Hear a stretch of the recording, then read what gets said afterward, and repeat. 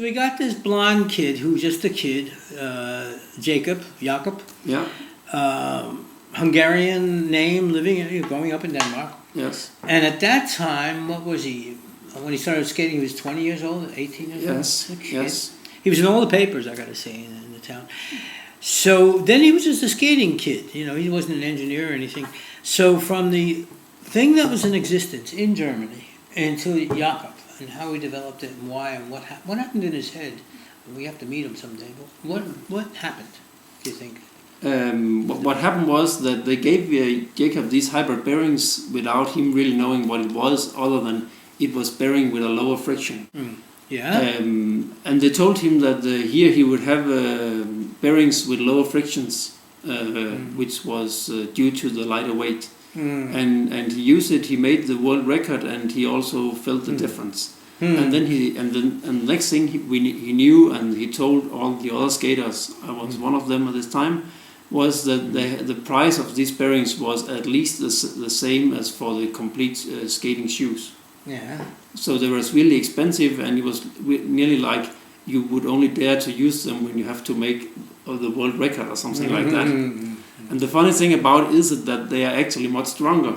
So it's you should not be careful about them. No, you could use it to just skate around the sidewalk. Yeah. And Jacob started to do that because he's the guy.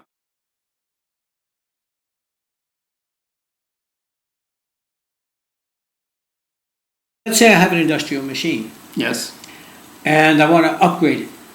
It depends on how many bearings, but can you say to me if it would be a 10% more than price? If I have a choice between getting a brand new one and one with these things, or would it be 50% increase? Is that easy to say? If you compare only on the bearings, the standard bearings compared to the hybrid bearings, the price difference will be that the hybrid bearings will be 2 to 10 times more expensive. But then but comparing on the machine, it depends how big a part the bearing are. But the next thing is when you're looking into the replacement cost. So bearing is a wear part. Yeah. In a lot of applications, you change it randomly. So the question is, every time you have to change your bearing, what is the service cost? What is the cost of the downtime, loss of production, things like this? And then you easily end up with a calculation where you can afford to pay even 10 times or more for your bearing and have it paid back in a year maybe. Yeah. But so we think it's in a few % of all the applications, but that's still a big share. That's still a lot of bearings. But in the future, is it?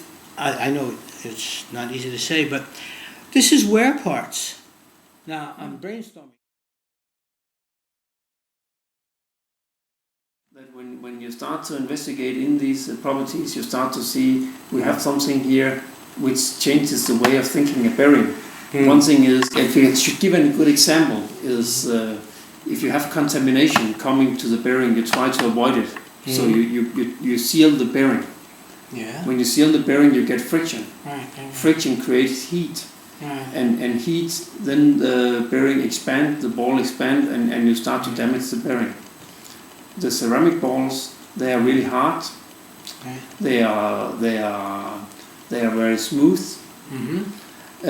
So instead of sealing the bearing, you keep it open and you let it work on the contamination. And a lot of kind of contamination, it will be able.